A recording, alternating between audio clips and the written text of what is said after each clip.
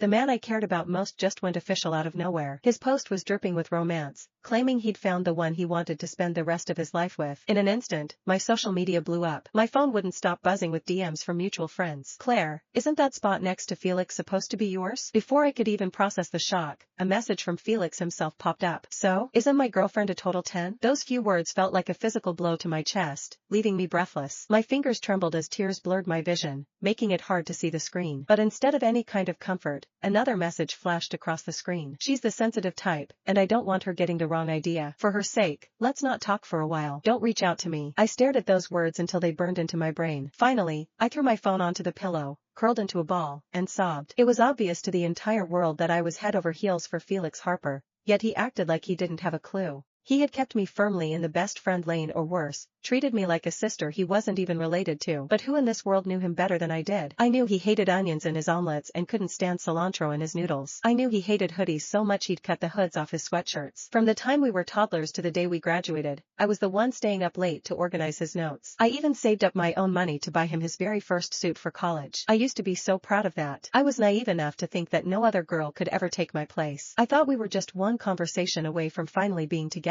But instead of a confession, I got the cold, hard reality of his new relationship. Now, he was spamming my phone, bragging about how perfect his new girlfriend was. He told me she actually liked the onions and cilantro he hated, and that he was learning to like them too, just for her.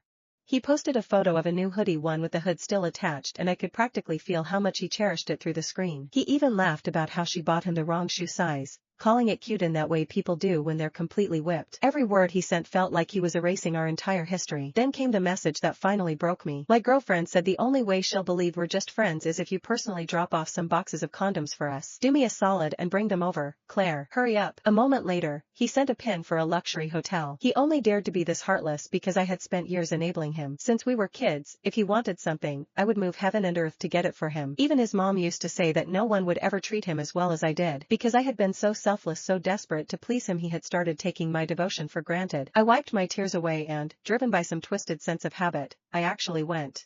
When I arrived at the hotel, he was waiting by the door, looking annoyed. As soon as the door opened, he snatched the bag from my hand and shot me a frustrated look. "What took you so long, Claire?" My girlfriend was starting to get suspicious. He didn't even invite me in. Did he really not care how much this was hurting me? My fingers felt numb as I typed out a reply later that night, telling myself it didn't matter. No matter how deep the wound, it would eventually heal. During the weeks Felix spent flaunting his new relationship, I stayed locked in my room, crying myself to sleep. But I gritted my teeth and forced myself to stop looking back. Eventually, I stopped checking his updates altogether. I threw myself into my studies, filling every second of my day with work.